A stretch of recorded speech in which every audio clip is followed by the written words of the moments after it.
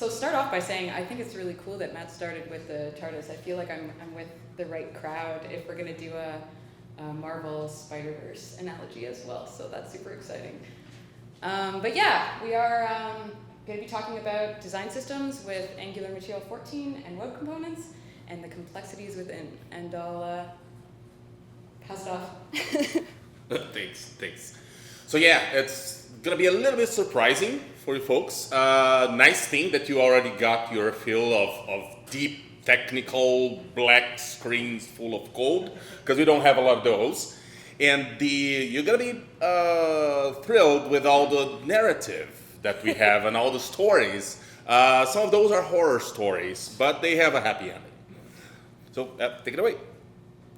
Awesome. So we'll start with an introduction. We kind of got that a little bit already, but we have the slides, so we'll use it. My name's Robyn. I'm a solution architect at Rangle. Pronouns are they, them. I've been at Rangle for almost 3 years, and today we're going to be talking about a project that I was on fairly recently that was pretty long-term, actually, and so excited to share that journey with you. Cool. So my name is Jason Santos, he, him. And I'm a developer, despite the fancy title on the slide. And we work at Rangle, and most of what we do is getting into ecosystems, like places where people are trying to make product development, feature development better, faster, and friendlier to everybody, right? That requires us to know a lot of technology, but also dive deeper into human things. And that's a spoiler for our story right here. Awesome. Right? Yeah, awesome. I've noticed that both of us are actually pretty loud, so like, do we even... Anyways, awesome. So, again, story. So given that this is kind of a story that we want to share, we thought we'd choose a narrative that also has a lot of web's complexities and danger around every corner. So we're going to be telling you a story kind of that's going to follow a little bit of Into the Spider-Verse. So we'll be today going over the origin story, our hero origin story, how not only Jason and I, but the team that is Rangle came together to face a rising threat. We'll then go over the plan of approach that we took, and the Sinister Three, we're calling, are the kind of evil forces that we're going to be trying to work with and work through. Plot twists, because there are always plot twists, whether you're someone who works on a project or like at a product shop, or you work with different clients. I think you'll be able to relate to this. I hope so.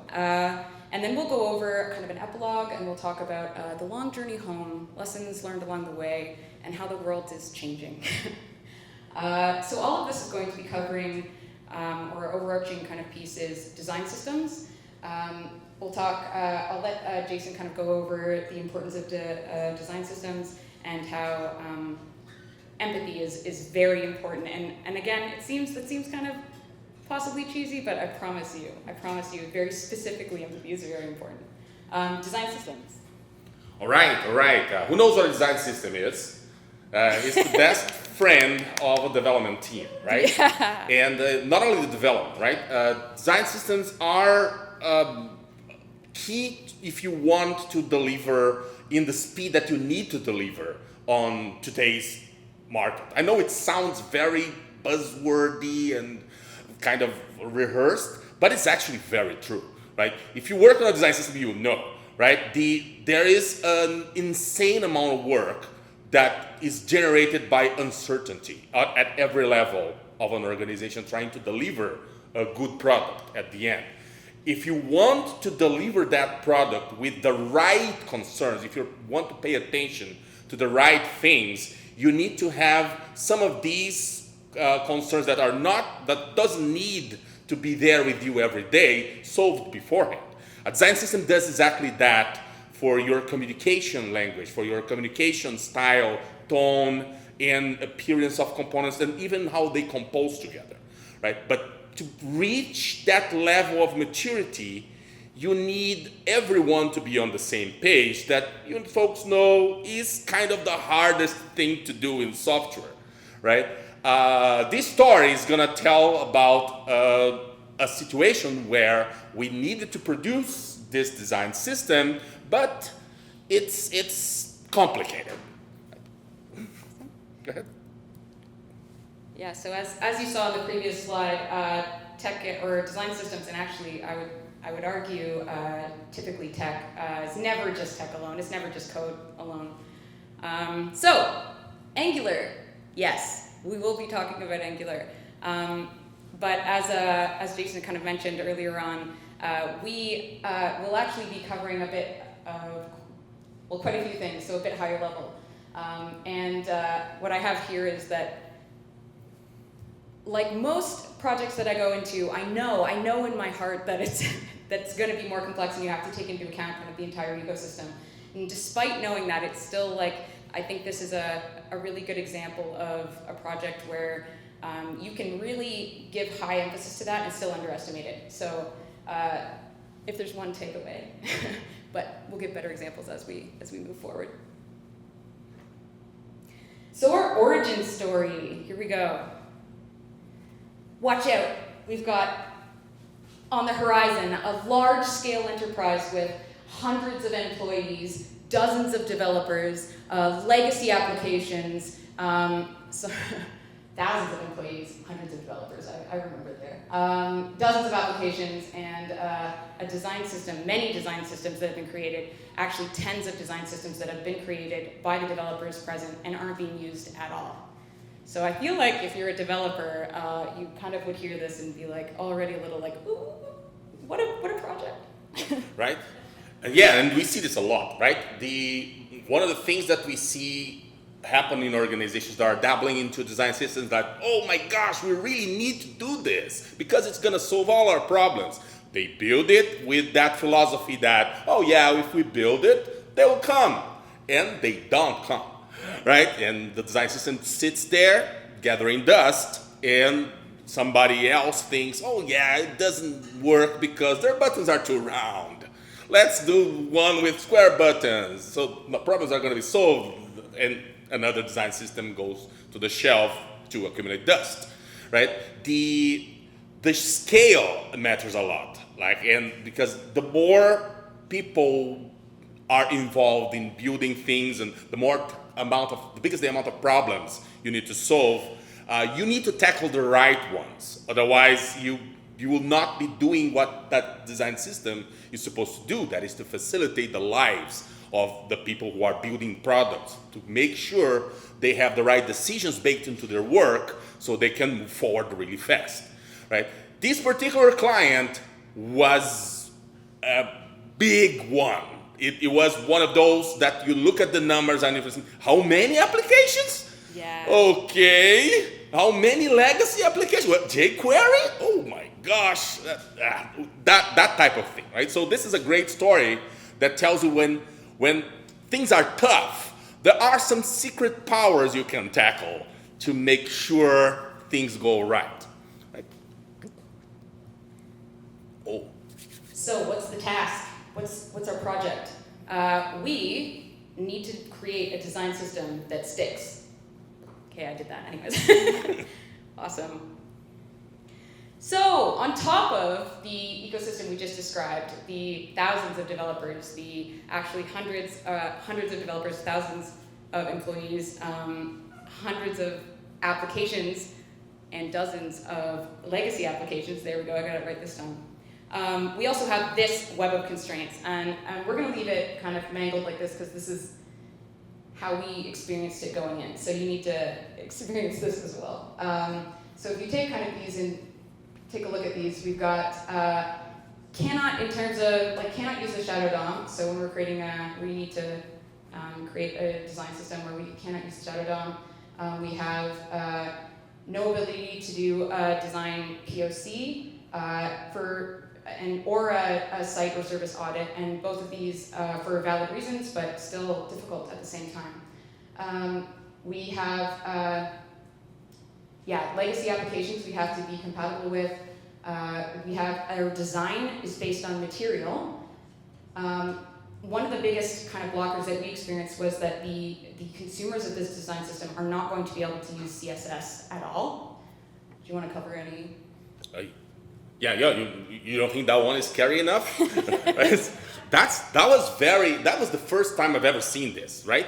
The ecosystem was built in a way that they wanted a lot of central control over how things were gonna go. That's fine. It's if it works for them, but that creates a huge burden on the design system team because they need to cover now every possibility, and they need to figure out a way to allow exceptions where exceptions should be possible, right? A lot of the other problems that we've had here stem from their scale, right? If you're a big organization, things are gonna move slowly for you. So you will leave this super long tail of legacy applications.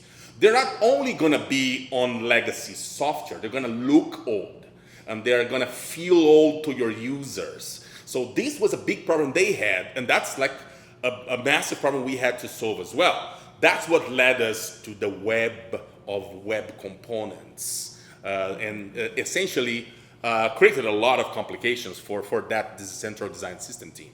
One other thing that happened that was very important was there was a catalyst to this entire drama.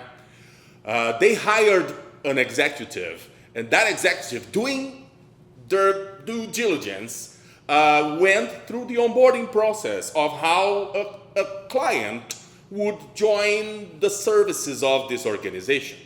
And they hated it, of course, because of all the discrepancies of how this design and technology and behavior and the UX was all disjointed. And of course, because of the length and the difficulty and friction that these people had to actually modernize these things. So this created the pressure and the mandate for these teams to now build me a design system worthy of murder. No, wrong metaphor. Like build me a design system that actually produces the results that we would expect from one. So yeah, that's the start of the story. Awesome. So moving forward, we realized that web can actually be divided into 3 categories, which actually helped us kind of address this web. The first one we identified was technology. We've got these pieces can be grouped that we had on the previous slide into technology. The next would be business. The main piece here being timelines and the need for the new design system. And then we have culture. So the rationale behind no design system POC, no site audit, as well as every tool needing to be approved was kind of created from a culture. I'll go to the next slide, it'll explain. There we go. For a culture that actually has, if we look at the third one here, some risk aversion and scarcity. So there's very real reasons why, for example, we couldn't do a POC because or an audit because the actually design team had this amazing opportunity and had done a lot of work and didn't have this opportunity or ability to be heard before this point ever. So they had this, permission to sky's the limit, and we're gonna nail this, and we're gonna finally get to do the things that we wanted to do. They really wanted to hold on to that. So that was actually important to be able to recognize. Technology, we had, again, the main kind of pieces under technology being large scale and compatibility. And then business being that timelines and high stakes. So, we're gonna have to address this large company that's has very particular security requirements as well. Yeah, and the important thing for us when we're delving into this, right? Like Robyn and I, we were there in this project, right? We still didn't have all the answers. It takes a while when you jump into an ecosystem and you start to understand what's really going on here, right? Where are the sources of the actual problems that are happening? And we started seeing these patterns. right? And that's a light at the end of the tunnel, right? It's like saying, okay, now we have some targets. Now we can start assembling our superpowers to start trying to figure out what to do about these things. And the important thing as well was to understand that these things are not barriers. They're not necessarily evil barriers that need to be unraveled and undone. Like, they are constraints. If you have no constraints, you have no project, right? Any children would be able to do anything, right? Constraints are what guide you towards what solutions you need to come up with that will be structurally sound in this environment. Like, some of the constraints, you can kind of push them a little bit and see if they are solid enough. But others, there's very little you can do. Like, they have an insanely large scale of applications to serve. So we need to definitely make sure we can serve those. So compatibility is a thing. The timelines, sometimes you can argue with timelines, sometimes you can't, right? And when you can't, you need to figure out what other thing you're gonna flexibilize, right? And culture is just the sum of everything, right? The tail doesn't wiggle the dog, right? So culture moves very slowly. You need to adapt to it and make sure you're addressing the human side of what's going on there. Like, making sure people feel comfortable, making sure you address the fear, making sure you address the doubts, right? This sometimes doesn't come easy to an engineer, right? You go there as a dev, you look at this thing that's not moving fast enough, and it's easy to misunderstand or to construct this as something that needs to be completely ignored or rushed. But it's important to mediate these things, because that's how you build the connections between all the strands of this web that is our story, right? So now we're going to rally the troops. We've got our plan, and to counter the Sinister 3 that we'll be facing, we have, take it away, Jason. Okay, all right. So our first superpower, our superhero, the component library, right? Technology choice is gonna be a big thing on this case. So to make sure we get the best out of this ecosystem, we played into familiarity for these developers. So we surveyed and figured out that what was the most prevalent technology for these people. It was Angular. Most of their applications were built in Angular. So there's a lot of resources in these people's brains that could be used to actually move this thing forward, even in terms of what are the constraints you're seeing, what are the types of problems you're seeing, all the way to, okay, we need to assemble a team that can help build this design system. So Angular was the structure of choice.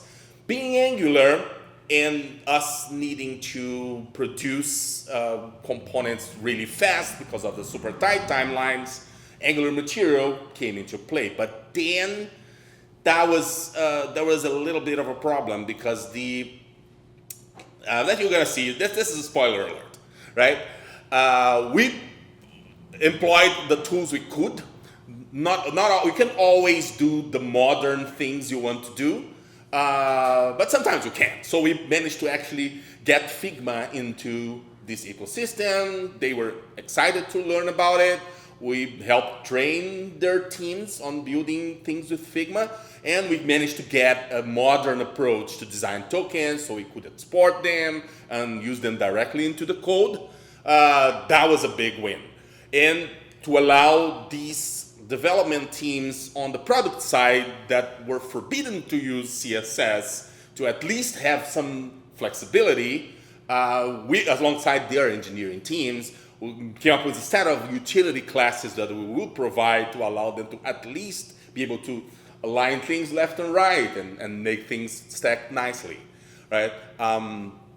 One thing we did had to deal with was the fact that the design system requires a little more control over the component API. Like when you produce a design system, you don't want to give someone form element that can do whatever they want. Like they can select any color they want. There has to be some baked decisions into it that will allow these components to behave in a predictable way that doesn't burden the developer and the designer on the product. So they don't need to figure out what color goes with what. The color set needs to be baked in. So that forced us to not use the API of Angular material. We needed to give them a smaller API that allowed them to use these things really in a really convenient way, but then required us to wrap these Angular material components into slightly larger molecules. Like that was the wrapping thing. This gives us another advantage that we're gonna see a little bit later. And of course, Angular Elements was our key tool to convey the compatibility need that these folks had. How do you put an Angular component into a jQuery application, right? You need it to be a web component. And Angular provides you with a great tool to do that. That is the Angular Elements target, right? That was a great way of addressing all this web of constraints from a technology choice perspective. And yeah, we were really optimistic that this will be absolutely without had. No, we were not. We knew. But yeah, you know how it goes, right? Plans are great until next. Do you wanna add? Nope. Okay. Next perspective, design. So Design Kit was a great set of decisions we took. Figma was great. The modern design tokens. We got to train the design system team, the design team. Those were like amazing folks. And they were eager to learn the new tools. They were eager to modernize and elevate the APIs, the user interfaces of their products, right? To really elevate. Leveraging material was a great choice for them because they wanted this and they wanted it fast because business was like pressuring them to ship this as fast as you can. So we came up with a good strategy. Let's build it very close to material, and in time you can start improving it because the design system is never done, right? As any library, you will constantly be evolving it as you learn more, as you learn that other people need different things, right? Good? Yep. And finally, the process, right? That was the key element to try and bind it all together, right? Make the design kit in Figma available for the designers in products very early, so they could look what was possible now, how does this look, all these things. We could prototype some solutions to produce these components earlier and show what is possible. And because we produced these components built out of material components, but not directly employing the material API, in the future, when you have a new version of material, it's easier to upgrade. Like now you're upgrading just the internal the internal implementation of these components. Instead of if you build them all from scratch on technology X, you have to throw away all your implementation as technology evolves and you need better things that are now available. But for that, we had to arrange with design and with the rest of the team that contract. Okay, you need to adhere to material as much as you can. Right? If you deviate too much, the timelines are going to be at risk. Right? The risk mitigation for the culture, the fear, the pressure, work as one team. Right? That's very normal for us at Rangle. We usually go to clients and we bring a bunch of developers, product managers, and we also have people from that client working with us to build one single team where everyone will have their hands dirty and will have a say in how things go. Like otherwise we'll be like sitting at our desk building software for other people. That never works. Yeah. Awesome. So again, as I'm sure all of you have experienced, the plan never quite goes according to plan. So we thought it'd be really interesting to show how we took these heroes, applied them, and where the misses happened, so that maybe sharing that you can recognize some of these in your own projects. Awesome. So in tech, here actually, first one was you, yeah. Cool. Okay. Right. So tech, yeah, there were some surprise wins. Like every time someone suggests using material to build a component library, I'm always very cautious because of the problems that I've seen happen in the past.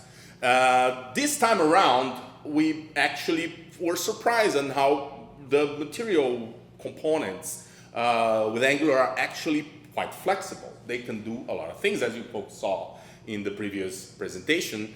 They can save you a lot of work, and you can make them very close to what you need to do from a technology perspective. Right? One of the things that was pretty great, since we selected Angular as the technology, we found some great talent in the client, and we got like some brilliant people that really helped us crack some of the problems we've had. Right? Want to talk about it? Yeah, I just want to add to that. Yeah, it was actually really amazing. So we had two people, and I wish I could give their names, but I can't, who were just phenomenal helps on the client side. But again, some of the drawbacks that came to that we noticed, and I'm sure again is relatable in some projects, those people ended up taking on quite a bit because not everyone else was able to keep up. So we had to, with this amazing help and amazing ideas, implementing it was a bit difficult when we didn't necessarily have that skill throughout the entire team. So upskilling was part of this as well. Cool. Well, but there's also the other side of the coin, right? The Angular is great. It was very flexible. However, it has some heavy cognitive load if you're building a lot of things fast, right? So the team needed to absorb all that. On top of it, we had one particularly nasty problem that was now when you wrap those components into web components and you distribute those separately, these components don't talk to each other now in the same way they would if you were building them in Angular. Right now, because of each one has a different runtime, the errors won't talk to the forms, the inputs won't talk to the forms, and you'll have to do all of these manually. Good thing for us, we actually got some pretty big brains there that ended up building up an entire new infrastructure to communicate those components, but the damage to the timelines were not trivial. Right? Awesome. So one of the key pieces of our setup with Figma and the design team was very empowered, so it took some of the new tools that we suggested and ran with it really in an amazing way. They were getting kind of the pieces that they wanted, and we're seeing the results from that. Some of the challenges from that is that Angular material is not as flexible as design would have liked. We did have communication, and here's a bit of a warning, where we gave examples and very much aligned on we're going to use Angular material just as is, no modifications. But there were some folks that even within the teams kind of understood that differently, even with examples. So I can't highlight enough how important communication is here, and even then was still difficult to do for reasons, spoiler coming up. So really kind of just aligning on how close you're going to follow a component library that is external is very important. Right, yeah, but the good news is that we eventually got, with design, a very good understanding of how material works, but we had to produce a prototype to do that. Right? One of the biggest problems of the way material just overloads you with a lot of information is there are relationships that already exist within material between things visually, right? And when you're a designer trying to produce a design language that is consistent for your business, you want to be in control of that and you want to extend it. But to extend it, you need to understand how it works. You need to understand that the surface color here is the same surface color there, and they change together, right? We produced like a storybook with a lot of components, super fast, to show and started doing daily sessions with design to show them what happens when you do this, what happens when you do that. This is how it responds to select. This is how it responds to hover. And with this, we gradually started ramping up those folks in the understanding of how those software components would behave later, and slowly align the way some of the designers and some of the developers think. So another awesome piece of progress was the timelines worked really well for design. Design was quite happy with what they were able to kind of get out the door. Meetings were really great there. The downside to that was that these tight timelines, that even though they felt good, we had some feedback from the development side, which was that the specs that we were getting weren't what we needed. We needed specs that included a bit more things. So this actually ended up we had to end up kind of going back to design to ask them to modify some things. Awesome. Oh, me? Yeah. Oh, cool. Oh, wow. So one of the biggest things we've seen in this project actually was the amazing teamwork that working as one team and being able to tighten the lines of communication across the discipline lines can make. Like we got there, started looking at how can we ship this first version of this really fast and make it available for your product teams.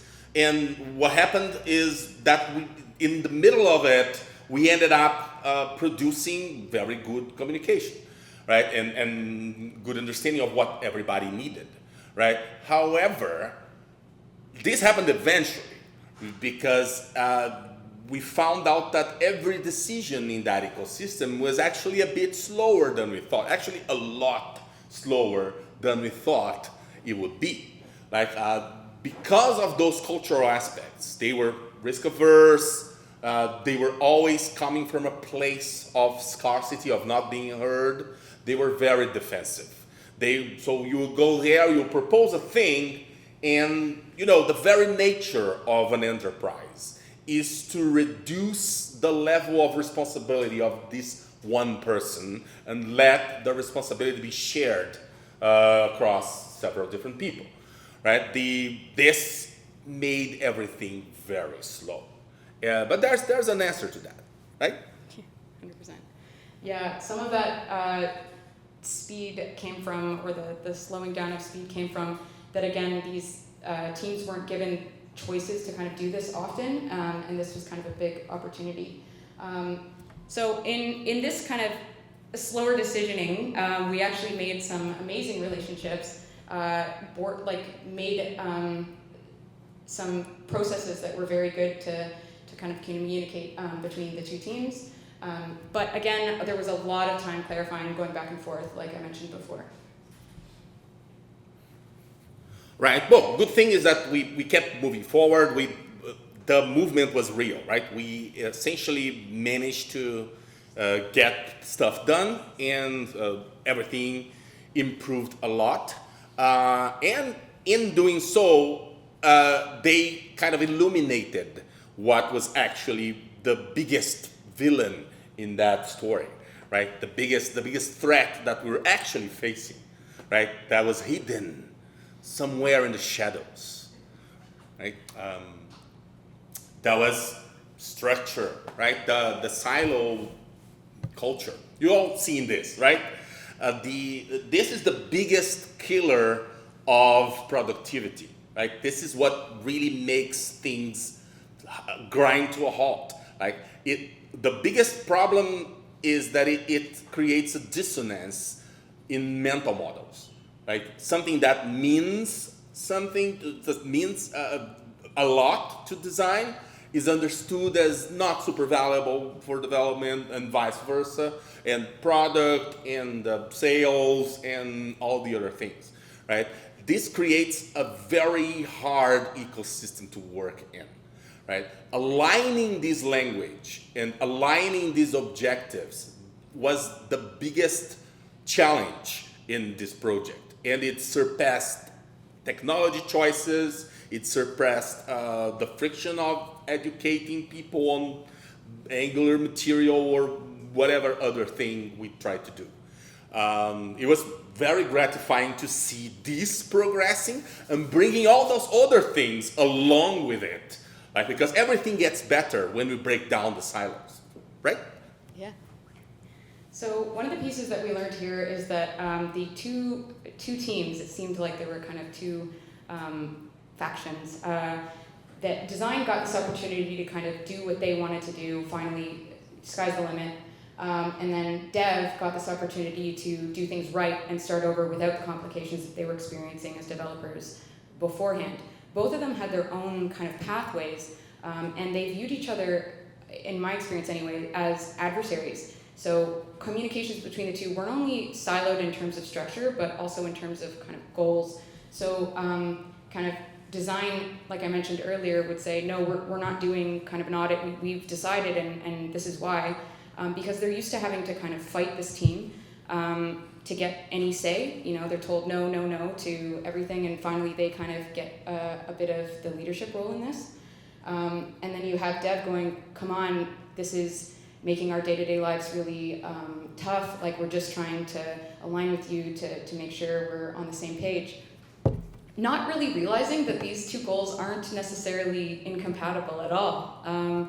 So part of our the biggest piece of change that we provided for, or that we worked with this team to accomplish, was actually connecting these two teams in terms of process and in terms of understanding. It sounds kind of silly, but it really did make these long decisions much shorter, and the understanding, the drive to try and give the answers that were necessary for dev from design, for example. Because before it seemed, it was like, well, why, and so those conversations were quite difficult. So I want to, don't want to underemphasize this, because we didn't quite know it at the beginning, and then it ended up, by the time that we actually were able to address things moved very, very smoothly. We ended up being able to have those meetings with the right people in the room and getting feedback to designs that were created and the designs that were coming up next fit what we needed, and it worked really well. Anything else? Yep. Awesome. I think that's... So, epilogue. So this is what I'll kind of cover, just how the world has changed. So again, you might have noticed on the title, Angular 14, that's 2 versions out of date. But again, we wanted to share because you'll likely, it's quite possible you'll take on a project where you'll end up using not the latest and greatest version of something. So, but it is really neat to see the changes and how they actually could have helped. A part of our decisioning in all of this was to make sure we were forward compatible.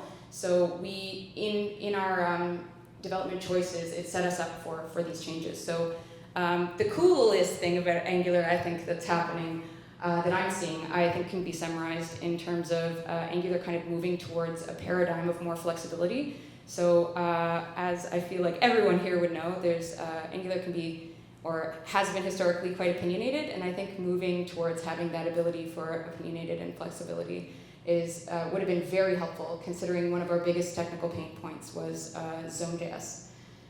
Also, the second kind of technical piece that we had a lot of problem with was compatibility with material design, and there's Angular Material has made huge changes in terms of being up to date with material, so that would have been super helpful as well. This is actually super funny because as we were building this by the end of last year, the Angular team was building Angular 15. And we could see the repository and the changes that was, oh, we want that, and we couldn't use it because it wasn't released yet. And that gave us the idea of trying to isolate the component structure from the Angular implementation as much as we could to make that upgrade really fast and really easy, right? Now that we're seeing that Angular 16 is a lot more in line with, it's basically 100% MUI, it's an investment that paid off. The other thing is that I think Angular has a great future ahead of it, right? Because the movement has been massive towards developer experience. And if this project showed us one thing from a technology perspective is that the friction on development halts everything, right? If the developers are having a hard time producing what they need to produce, it's not a joke. Your entire product pipeline will halt because these efforts multiply, right? So having a smooth technology matters a lot. Having design systems matters a lot. Having great communication across the lines of craft matters a lot. Right? What's the next? Cool. Take it away. Awesome. So it's not about the journey, but the friends we made along the way, if anyone's heard that. But it really was. Anyways. Yeah, if there's any takeaways you take from this talk, they are the following. One is component libraries are that you aren't creating yourself are not free. Really consider all of the complexities, and I think probably make sure you have a solid communication kind of foundation first before even approaching that at all. Multiple targets, so the web components and Angular components was actually not simple at all and added quite a bit of complexity. The breaking down of silos, the surprise boss, the actual reason that I chose the Prowler is because, you know, Kingpin was the main boss, but the Prowler was the one that hit the hardest, you know, the unexpected. Anyways, I hope you got all the little Easter eggs. Anyways, yeah, that kind of action of needing to make sure folks are aligned is actually going to help developers just develop and do what they want to do, which is awesome.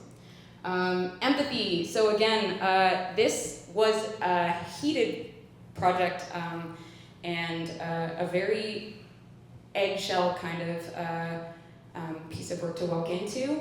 I think it was really amazing that we had people who were able to kind of slow down and really try and understand actually, because I think it probably would have fallen apart otherwise. So again, trying to, if you can actually, I'm going to say this, it will help you code if you try and understand or meet the people around you where they're at. And I feel like that's kind of a given, but also not always thought to, I don't know, strongly about. Anything you want to add? Well, no, just to praise Robyn, actually. That was actually one of the key stars of our team. Robyn had a great relationship with everybody, everywhere, and started like weaving that web of relationships across all the different barriers that we found, right? And this is extremely important, right? And we can't emphasize that enough. Like being empathic, understanding the other people and where are they coming from, what are the things they want to accomplish and why are they acting like this? This is a superpower. Like that's I'm happy to have worked with Robyn on this because like super Stop!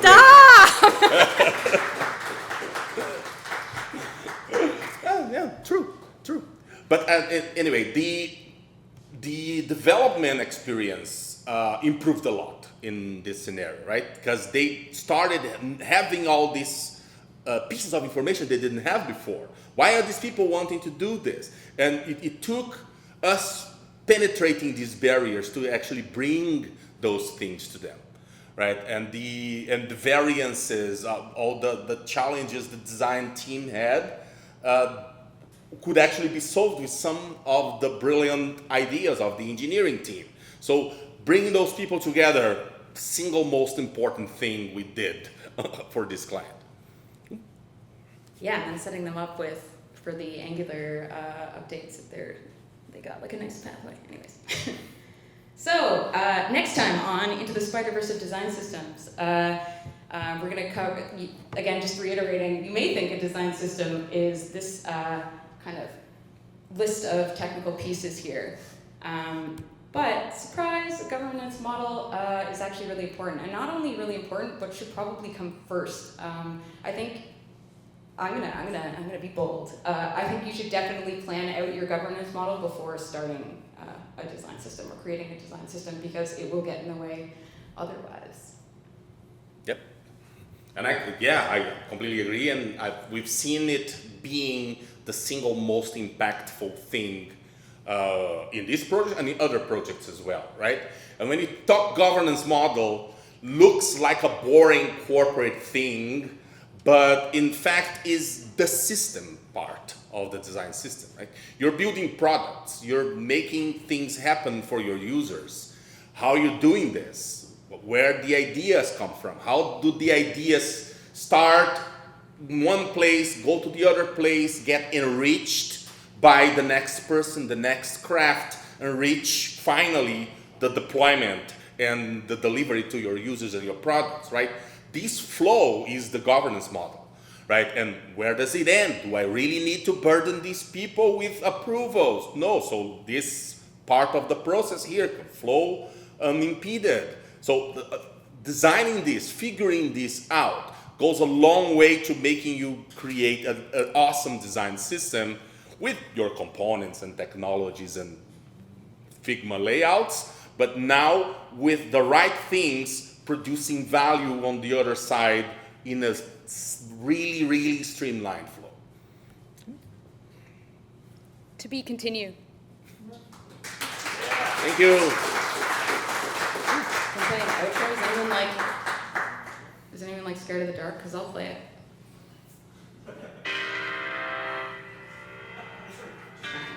Yeah, I'll stop. Yes. Sorry, I'm not up to date with Angular 16 and material right now. So you guys mentioned you had some problems with that, and then you said that 16 is better, right? Can you name one or two reasons why 16 is better with material? Or? Yeah, actually, here. Oh, that's my face. Awesome. So along with, there we go. Along with just the general kind of changes in terms of having add inject, let me grab my list here.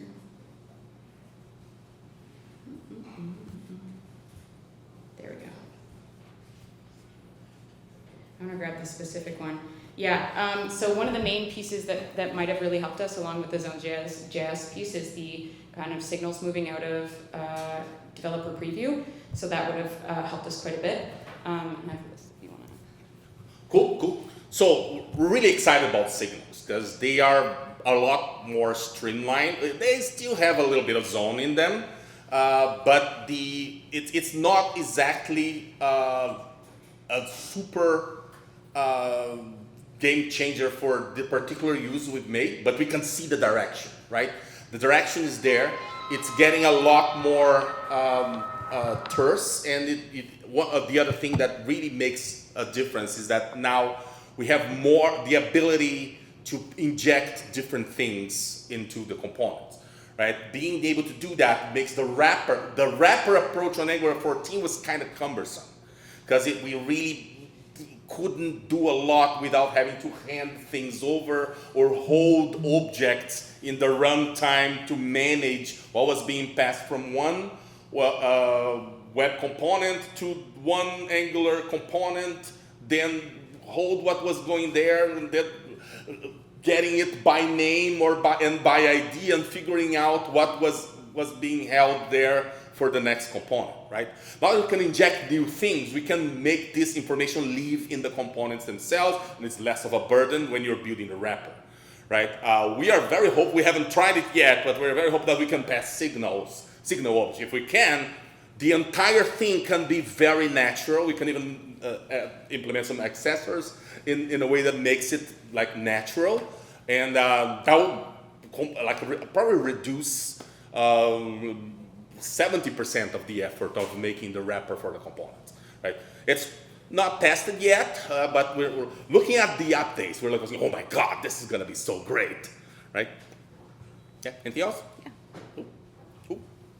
Yeah, I don't know if that answered your question. Also, Like I said, my fault for not being up to date, but just curious, yeah. standalone components too would maybe not necessarily help us super out, but just in terms of the move to more flexibility and independence, that kind of being able to be independent of siblings would have, is a change as well. Give me 1 second. Oh yeah. Yeah, I just want to interrupt. I want to keep this conversation going because it's super interesting and I have a ton more questions.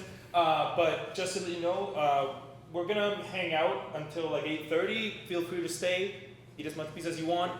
You're also free to take pizza home with you if you want, because clearly we bought enough for the whole city, so you can go on and feed the city if you like. Heck yes. What was the, I was going to ask also, given that there was a high friction environment and a complex kind of slow decision making, misalignment and all that you had to navigate, and that huge web of constraints that you had to tease out, how did you navigate that awkward moment, that awkward period where you don't know, like you have your developers kind of waiting, ready to go, but you don't know, you also couldn't do a POC, so you know that you have to push, you have to say go at one point, and maybe did you have to steer the ship at some point and pivot, or how did that work? So I will say on the technical side, we were able to do some POCs. We we weren't able to get like a POC of the final design, like of it for an actual team or product that would be using this design system. So we were able to do some POCs, but there were some issues there as well because we did maybe too many POCs. Every single little decision took quite a lot of time and needed to be kind of fully POC. But so to answer your question in terms of needing to kind of insert yourself and have that conversation, yeah, we did have to have some tough conversations where I'm going to give Naeem, he was really helpful in kind of coming into these meetings and kind of being like, all right, very skillful in terms of navigating or moving a conversation in a kind of definitive way, but kindly at the same time. I don't know if that answers your question. Yeah, how long did it take for you to start I guess you did do a bunch of POCs in the end, like you were experimenting and there wasn't. Yeah, we just didn't have anything so we couldn't do a POC of what would be the final design because we didn't have it. So that was, again, the silo between the two was the tricky thing to navigate. And what was the specific technical problem with Zone? Like what was it causing? Because we had a wrapper, we had, for example, like an input that couldn't actually communicate with the form. So, because they had different instances of Zone.js. Because they are living independently inside independent web components. It wouldn't trigger detection. Yep. Wow. So how did you fix it? Building an external infrastructure to communicate those two things. Super Zone. Did you guys consider the micro-frontend approach while doing this? sorry, can you say it one more time? Did you guys try out the micro-frontend approach? Ooh, no. We couldn't because the components were gonna be composed inside legacy applications. Like for Angular, they worked fine, right? But they will have to be in these components, talking like a button with a form and a card. They'll be injected into a jQuery app that we couldn't control the host. Like it was a legacy already. So that was tricky. Yeah.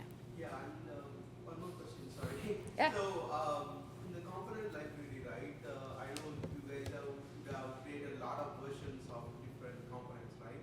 So, how do you guys manage like which version is consumed by which guys, right? That's going to be a nightmare because I know I had done .NET, Java, DevOps, whatever it is, backend is all good, I know how to, but in front-end world, it's a little bit tricky. So, I just want to understand how do you track your client? You know what I mean? Client. Yeah. If I understood correctly, how you version and release multiple versions for multiple targets, is that it? Unmaintain it and communicate with the consumer. That's Yeah. everything out there. if you're a design system team, you need to treat what you're building as a product, right? So you build things and release them when they're ready to be released, and now you're tied to be compatible with that version you released, right? If you're bug fixing and doing little things, you can release a new version. And I think in our case, we had two different ways of releasing, as a library and on a CDN, right? The CDN for the legacy applications mostly, right? If you're building for these folks and you want them to get the little bug fixes automatically, you release on the same CDN. But any breaking change, even a feature add, you should release a different version, and they need to opt in. Otherwise, in this scale, the consequences would have been disastrous. Good So question. you have to like advertise the new version and get teams to buy in.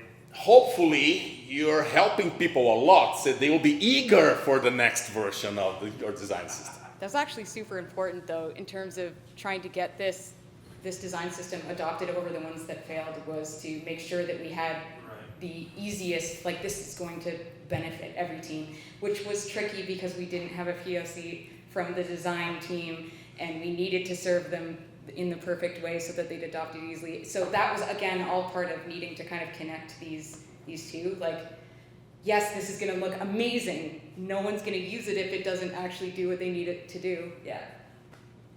Yeah. I like the other change logs, and sort of like having the right versioning is so super for like consuming the design system.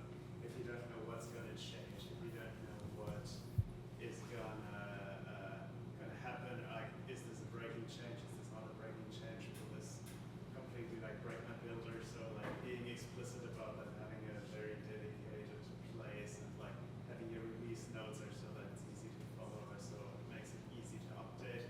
Instead of like ideally some guidance of like having dedicated notes and JS docs there. So I think a lot of those things can really make or break a design system, like making it nice to use it because you understand, or like the design system helps you in like consuming itself and like how to go to the next level. So we're actually going to be working with you to do the to be continued, where we talk about exactly that. Yeah. Sorry, I have one more question. Like, Yeah. how did you guys, when did you guys think about accessibility in this? So accessibility was a huge conversation point. Actually, probably the first kind of worry that came up when we were looking over some of the designs that were coming our way. Again, we didn't have a finished design for an entire kind of flow, but we'd have components coming, and there would be a design with I remember an error being under. I'm trying to remember what an example is. Like under each part of something, when that wouldn't necessarily make. Oh, like under. Was it radio buttons? Anyways, but there were pieces that didn't quite make sense, and so we that was probably actually the biggest flag looking at some of the designs. So again, addressing accessibility came from needing to talk about what the teams are going to need in a full flow, and we kind of put it in there and therefore how would somebody go through this? But that typically accessibility came through the review of the components as they came to us. But that was a tricky conversation because it connected to entire flows we didn't have, but it pointed to needing that POC. Actually. You guys actually handled it inside the design system, or a percentage of it inside and gave the team to work on it? When did we address the accessibility? Oh, maybe I misunderstood. Like we definitely had to code in accessibility pieces that if they weren't included in Angular material itself. Inside the Angular material. Or yeah. Some things, yes. Like, actually, this is a funny story. I mean, we baked accessibility into the components, yes, because there's no other choice, right? You need to do this, because if you don't, nobody else can do it. Like, if your design system is not accessible, your product is not going to be, right? But if you make your design system fully accessible, people can still build a non-accessible or even a non-usable product. But at least you did your part. You can provide them with guidelines in documentation and things to help. But the thing that was funny about it was that we've had lots of friction with multiple teams to try and get to the right alignment, and design was resisting adopting very closely Angular material a lot because it didn't do what they needed to do, and they wanted it to be flashier and fancier. And when we brought accessibility to the table and started showing them all the things they needed to take care of. Okay, you want to build your own stepper that looks exactly the way you want? Sure. Let's make it accessible. You need this, you need this, you need this, you need keyboard navigation, you need this, and they go, whoa, whoa, whoa, whoa, whoa. So this material comes with all of this? Yep, it works. Okay, so let's get closer to material and let's do it like that. So it helped a lot. They really need, everybody needs their components to be accessible, right? And it was a harder thing to start, but as soon as we brought those solutions to the table, right? You know, yeah, we need to do it like this because otherwise you would have these problems. Like you make it very concrete to the person that are talking to you. They get it, and everybody's on the same boat because everybody wants an accessible product, right? One curious case was the disabled state, because they had to produce a nice selectable disabled state. Because I mean, if you disable stuff and they're not in the DOM anymore, helping the tools don't work, right? And a lot of the layouts wouldn't communicate well for assistive technology if the disable was the disable of the DOM. So it was a great conversation to have and educate everyone around, and it was very nice to see everybody on board, on the same page. At that point, we were already quite advanced in our silo breaking, and like it was a fantastic and fast conversation and decision at that point. Oh. Yeah, I understand your question now. Any other questions? Cool. Party! Thank you. Thank you, everyone.